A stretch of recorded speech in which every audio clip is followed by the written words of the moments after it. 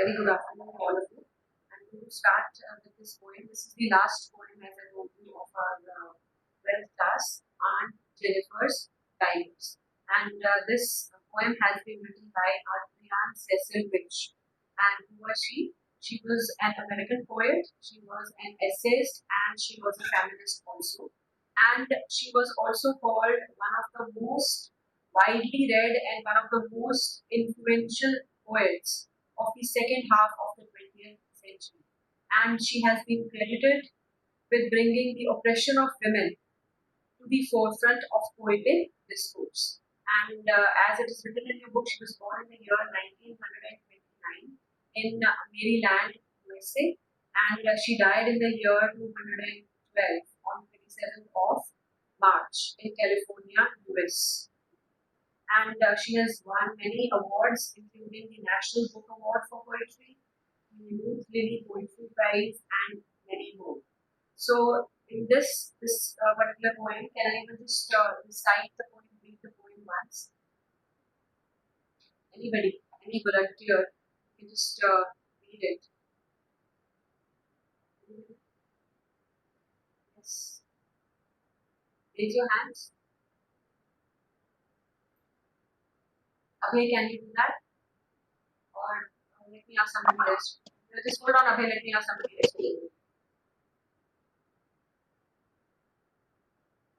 Gurkamal. Gurkamal? Yes, ma'am. Please, can you repeat? Your voice was breaking. Okay, just read the poem. Read the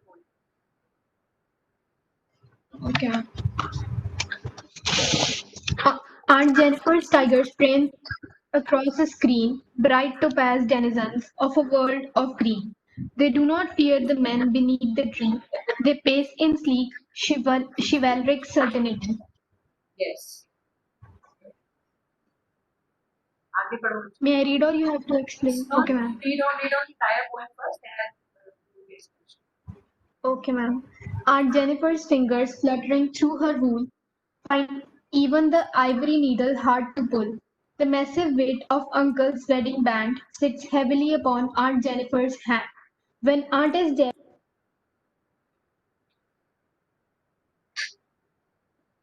her terrified hands will lie, still ringed with ordeals she was mastered by.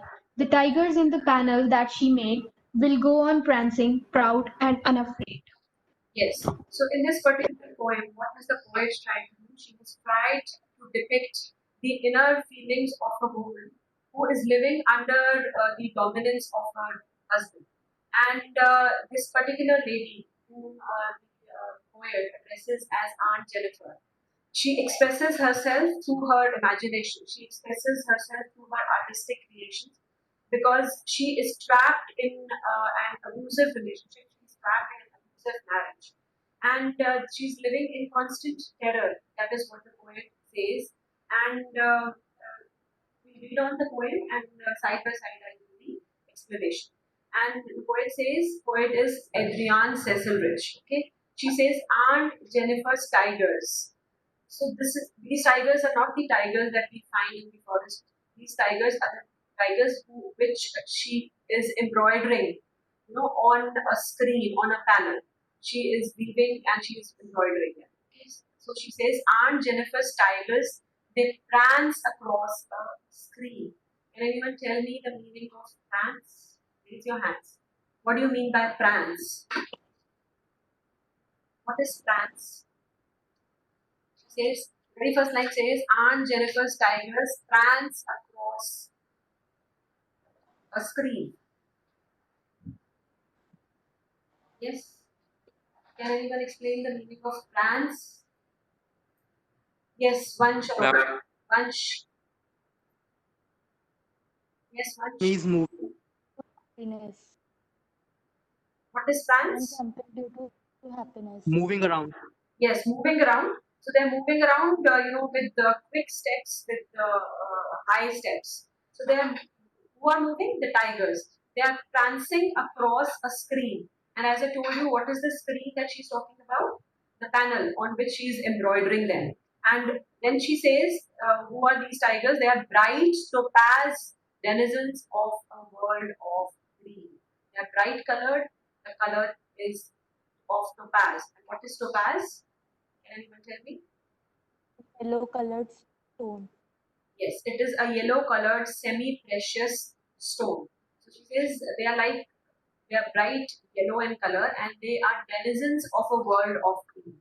What do you mean by denizens? What are denizens? Inhabitants. Inhabitants, those who live in a particular area. So here we are talking about the animals. Which animals are we talking about? Tigers that live in a particular area. And which area are they living in? In the world of green, in the forests. They do not fear the men beneath the tree. They pace in sleek, in chivalric certainty. So they move around. They are not afraid of anybody. They are not afraid of any men. And they move around. They pace. They move around in sleek means in a very elegant manner. And what is chivalric? Chivalric, this word. They pace in Brave. sleek chivalric certainty. Raise your hands. Don't speak on like this. You need to raise your hands. Yes, Malvika, what is chivalric? Malvika. I'm brave. Yes. Brave. Yes, they're very chivalrous. They're brave. They're not only brave, but they're very courteous. So honestly, they're very courteous, especially to here the symbolic of men who are very courteous, to women.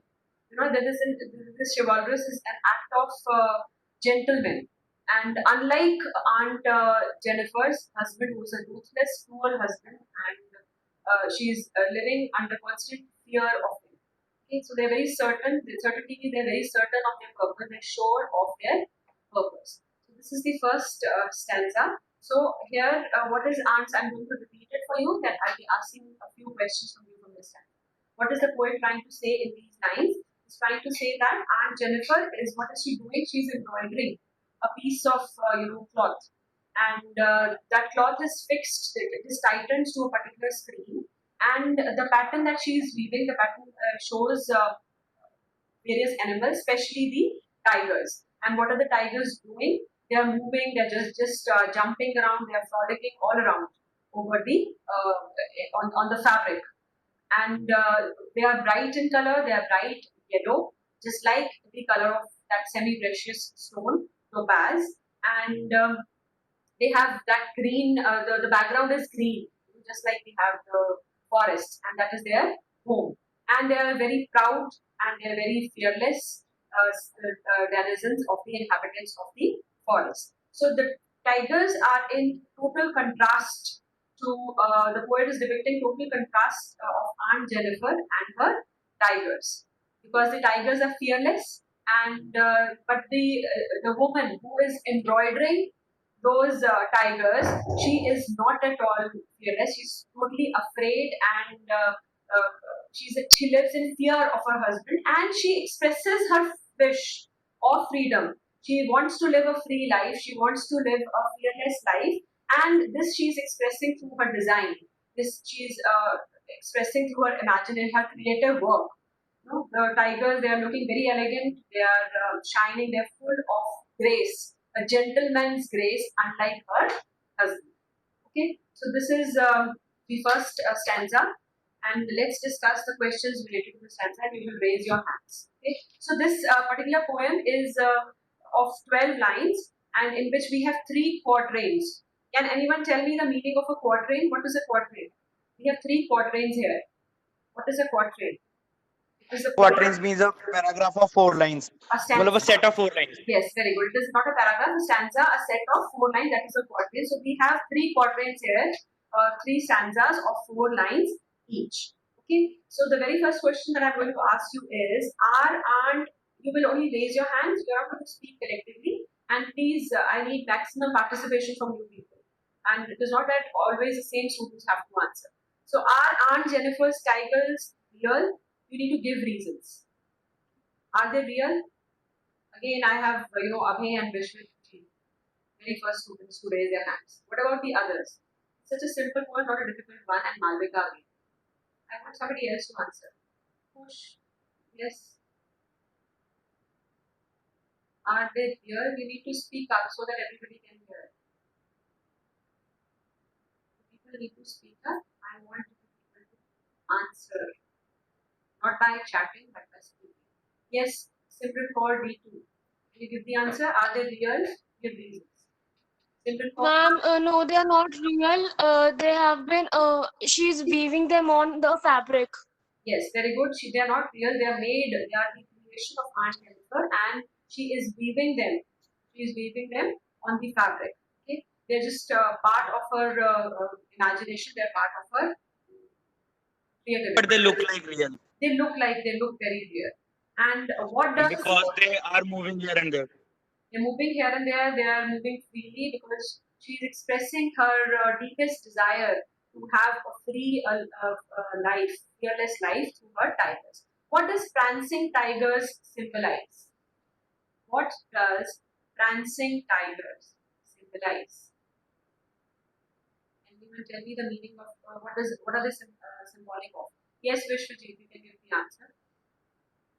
They're moving from one place to another and means with very proud, and they're moving from a place to another in her embroidering. Yes. So they are moving here and there, and they are symbolic of freedom, which Aunt Jennifer does not have in her life. Okay. And why are they referred to as denizens of a world of green? Very simple question. Why are they referred to as denizens of a world of green? Yes. Yes, Inder Gill. Bolo bache. They have been described as denizens of a world of green because they live in a dense green forest.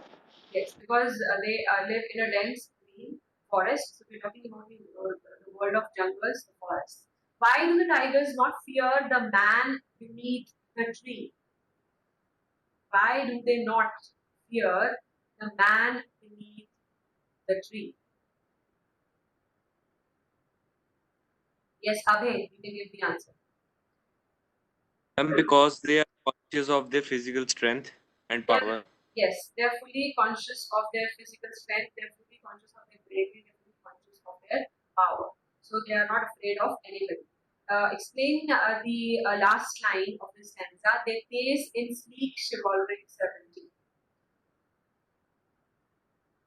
Yes, Malvika, you can do the explanation. That they move in a very elegant and attractive way, and they are brave, They are and brave. they move in a They are confidence. sure of their purpose and they move very elegantly.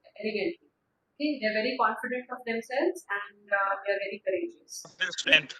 And they are And they're very powerful. powerful also. Yes, very good. Let's talk about a few literary devices that the poet has used in the first stanza. The first one is metaphor. Can you tell me where do we have metaphor? In which line do we have metaphor? And what is metaphor? And in which line do we have this poetic device? In the first stanza. Here I have the same three students. Where do we see metaphor? Yes, Abhay, where do we see metaphor? Where is metaphor? Abhay? Pushpreet? Pushpreet? Pushpreet, you can give the answer. Yes, ma'am. Ma'am, the metaphor is in the line that bright topaz, denizens of a world green, where use of topaz describe yellow color of tigers. Yes, very good. So bright topaz, denizens of a world of green. Here, how do we have metaphor? What is the comparison here? The yellow color of the tigers is compared to the color of that semi-precious stone, topaz. Okay. Then we have another device, and that is contrast. Can anyone tell me where has the poet used contrast here in this stanza? Yes, Simran Kaur, you have raised your hand. D2.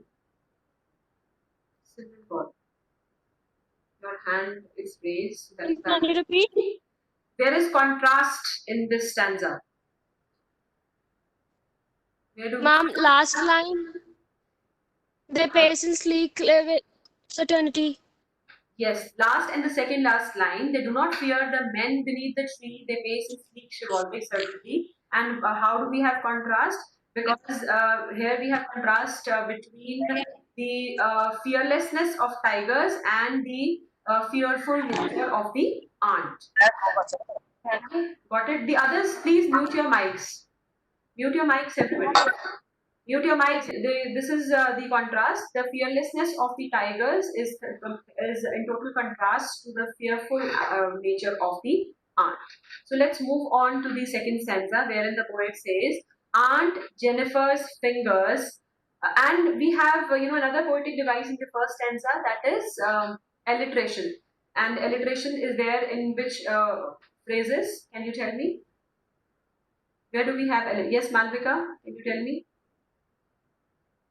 Line chivalric certainty. Yes, chivalric certainty. Okay, let's move on to the second stanza, wherein the poet says, "Aunt Jennifer's fingers, fluttering through her wool, find even the ivory needle hard to pull. The massive weight of Uncle's wedding band sits heavily upon Aunt Jennifer's hand."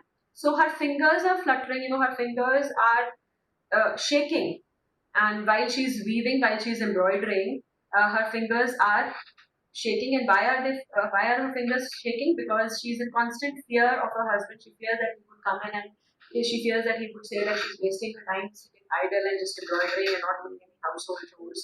And that is why her fingers are fluttering. Even while she's embroidering those tigers, she's thinking of her husband, and mentally she feels agitated, and that is why, and that is quite visible in her actions also, and that is why her fingers are fluttering. And she finds even the ivory needle very hard to pull. Now, the ivory needle is very light to carry, and very light to hold, but she finds it even that very hard to pull, because she's overburdened with the trials and tribulations of life. She's overburdened with the household work that she has to do the entire day, and that is why she's finding even the ivory needle very hard to pull.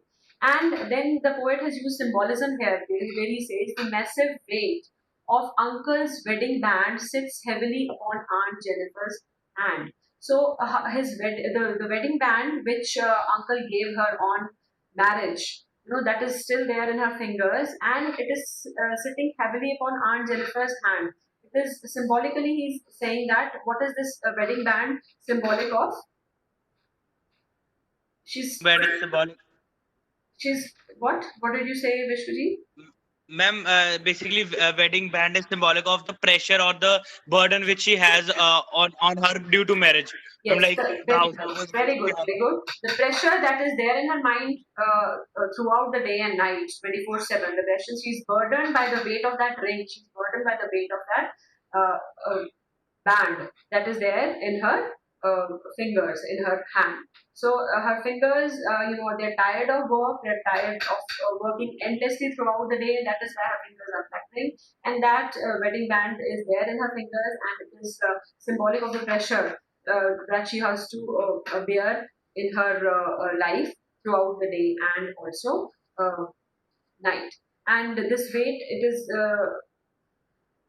is a kind of an encirclement. It is a kind of a trap. It is trapping that has fallen upon her, a trapping from which she cannot escape, because now she is married to that fellow who is oppressing her and suppressing her day and night. So she's burdened, and what is she burdened with? She's burdened by the obligations of married life, and she feels as if she is a kind of a property of her husband, and she has no say in any of the decisions that are there in her family. Okay, so that heaviness, this heaviness, the heavy band, it is symbolic of the oppression. It is symbolic of the pressure that she feels in her marriage. So it is not the ring that is making her afraid, but everything that the ring is symbolic of. The ring is very light otherwise, but the ring is symbolic of what? It is symbolic of the pressure, it is symbolic of her husband, it is symbolic of her marriage, it is symbolic of that society, the patriarchal society, which feels that a woman has no freedom. So this is what the poet wants to say in these lines. Now, can you find out various poetic devices in this stanza? One is alliteration. in the very first line, where do we see alliteration? Ma'am, fingers fluttering. Yes, fingers. Akanksha said fingers fluttering. Very good. So this is alliteration. And then we have another poetic device that is hyperbole. Can anyone tell me what is the meaning of hyperbole? What is hyperbole? Hyperbole is kind of an exaggeration. Now, can you find out this poetic device in this stanza, in the second stanza, hyperbole? Can you find out hyperbole in this stanza? Yes? Anybody from the class? I've told you. The ivory needle hard to pull. Yes, she finds even the small ivory needle very hard to pull. So this is an exaggeration. The needle, which is so light in weight, she finds it even that very hard to pull. And then I've told you symbolism. There are various symbolic devices like the wedding band, which is symbol of pressure, which is symbol of oppression for the aunt. Okay, let's discuss some of the questions related to this answer, and then we shall move on to the last one. Okay. Why do Aunt Jennifer's fingers flutter through her wool? Why do her fingers flutter through her wool? Pushpreet. Pushpreet, you can give the answer. Yes. Jennifer's fingers flutter due to the fear of her husband. Because her husband does not approve of her hobby, and she is fearing. She fear of that her husband might scold him.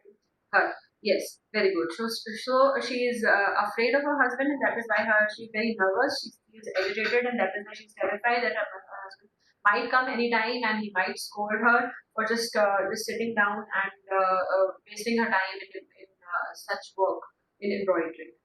Okay, and what is the result of the fluttering? What is the result of this fluttering? Yes, Vishwajit?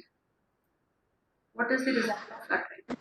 Ma'am, the result of the fluttering is that the needle, which is very light, ma'am, she is finding it very hard to pull. Yes, very good. So why does she find it hard to pull? Why does she find the needle hard to pull? Because she has burden on her what will her husband say, and her husband will scold her that she is doing all these things instead of doing the household work. Yes, so it is not the physical burden that she's feeling, but the mental pressure of the mental suppression, the mental pressure that she carries on her mind of a burden, as Malvika said, of a burdened relationship, of an abusive relationship that she's having in her marriage. Why is the wedding band described as massive? Why is the wedding band described as massive? Yes, Inder Gill. Why is the wedding band described as massive?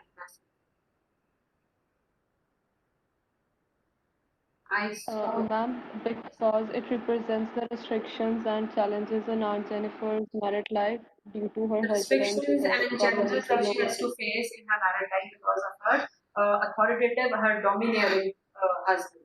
So that is why it has been described as massive, because she feels as if she's trapped in this relationship and she's burdened by her dominating husband.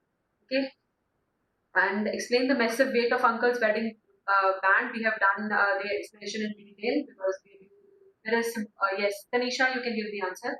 Explain the massive weight of uncle's wedding band. Since you've raised your hand, Tanisha. Cameras in the looking kids. They have cameras in their eye. Tanisha, you have raised your hand and your voice is not clear. What is massive weight of uncle's wedding band? We've done the explanation in detail. It is the poet has used symbolism here, and he's talking about the immense, the great pressure that Aunt Jennifer has to face throughout the day for doing the household, not only household work but also fulfilling her duties, and she's thinking herself to be a property in her own house, and wherein she has no say in any of the decisions, and total authority lies with the ruthless, the cruel husband. Okay, and this is all about the second stanza. And let's talk about various other poetic devices.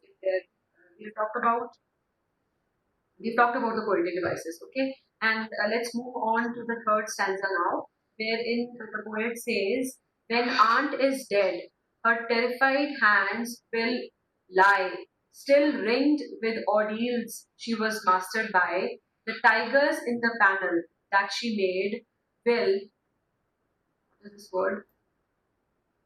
What is the last, the word before dancing? Sing, proud and unafraid.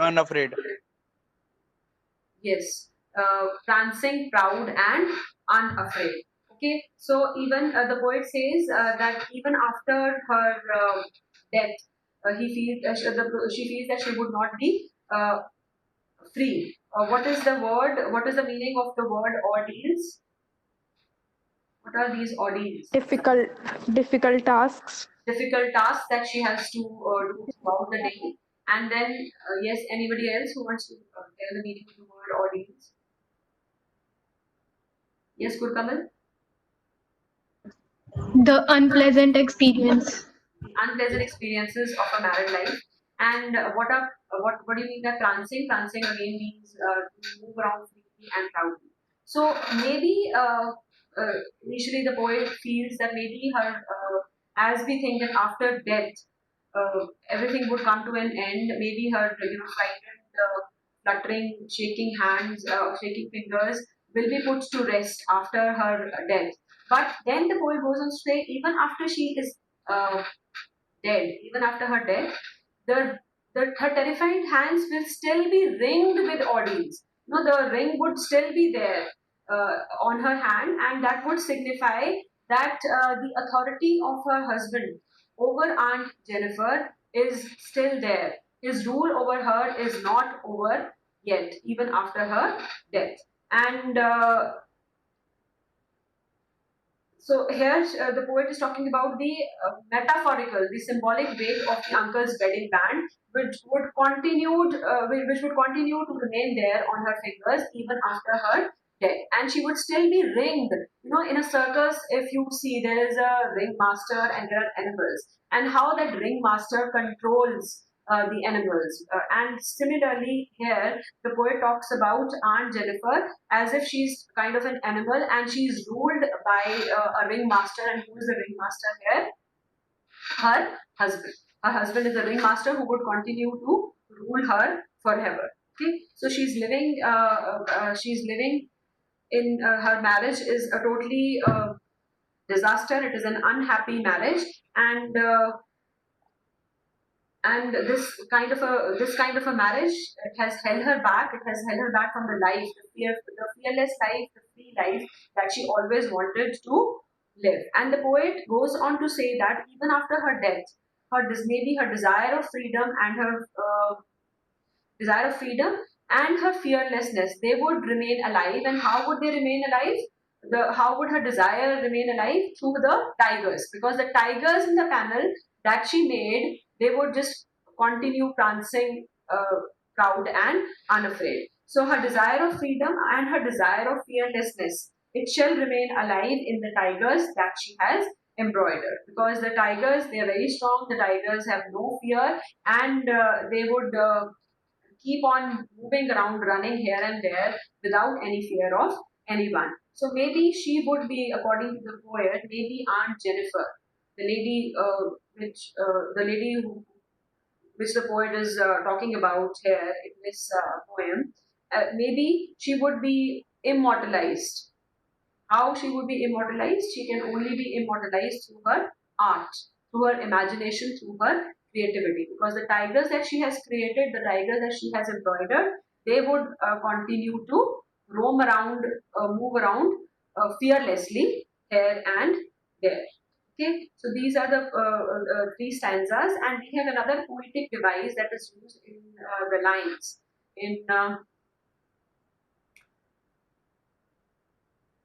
In the very first line, there is a poetic device which is known as transferred epithet. Can anyone tell me what is transferred epithet? And you have read about it in your 10th class, that poem Snake. What is transferred epithet? Can anyone tell me the poetic device, transferred epithet? There is this literary device, transferred epithet, and it is used in the expression in the phrase terrified hands. So transferred epithet, you can write it down. Just write it down in your registers, in your books, whatever you're having with you right now. Transferred epithet, it is a kind of an epithet. And what is an epithet? Epithet is a kind of a modifier, which is usually an adjective, which is transferred, which is basically transferred from the noun it is meant to describe to another noun in the sentence. So I'm repeating it again. It is an adjective which is transferred from the noun it is meant to describe to another noun in the sentence. For example, we have this phrase transferred hands, terrified hands. So here, who is terrified basically? Aunt is terrified, not her hands. So it is transferred epithet because there the adjective terrified is used with the noun hands, not with, actually it means terrified aunt, but here it is used with the noun hands. So that is why it is transferred, because the adjective has been transferred to a noun, to another noun in the sentence, not to an it is not used with the noun which it actually describes. So that is why it is known as transferred epithet. Okay, and another poetic device is alliteration. You can find it out. Where do we see alliteration here in the stanza? Ma'am, it's prancing proud. Yes, it is prancing proud. Okay, and then we have contradiction. We have a paradox also here. Where is contradiction here? Can anyone tell me? Can anyone find out paradox or contradiction in these lines in the last stanza?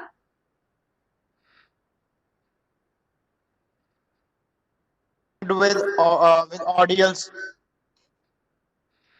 Yes, still ringed. Even after her death, she would be still ringed with ordeals she was mastered by. But the tigers in the panel that she made will go on prancing proud and unafraid. Okay, so she would still be mastered by that man.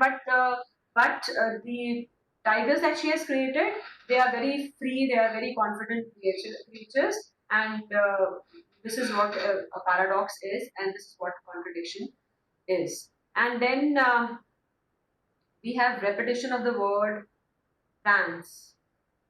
Initially also it used this word. Aunt Jennifer's tigers prance across the screen, and then towards the end also it says prancing proud and afraid. This is repetition.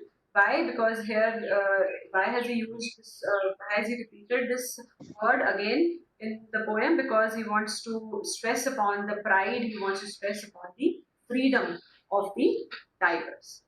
Okay, so she throughout her life she led a difficult life. She led a suppressed, a very oppressed life, and she finds an artistic outlet through her creation, through her imagination, through her needlework, through her embroidery. So, what is the poet trying to sum up? If we wanted to sum up this poem, what is the poet trying to say in these lines to this poem is that ladies or women who are not able to live their lives freely, but still they become victorious, they triumph towards the end in one way or the other. So, if they cannot live a life freely, nobody can, control, nobody can seize their creativity and their imagination. So through her imagination and through her creativity, Aunt Jennifer is also finding an artistic outlet. Okay, so artistic vision, and this is what this poet is trying to say in this poem, and this is what this poem is all about. Now, what I want you people to do is you can go through this poem at home today, and we'll discuss the questions related to this and extra questions related to this when we meet next. And for the next week, we have to complete this poem, not only this poem, but we have to revise notice writing also. So you can just go through this poem, and I would be sending you a list of questions which you can go through at home, and we will be discussing them when we meet next, most probably on Monday. And along with those questions, we would practice notice writing. We just revise notice writing. Okay, let me just capture your attendance, and if there's any doubt, anything that you want to ask from me, you can ask right now. So that is all that I want to say to you today. Just have a good day and revise the poem. Okay, revise it thoroughly so that you are ready with the question answers when we meet next. That is all.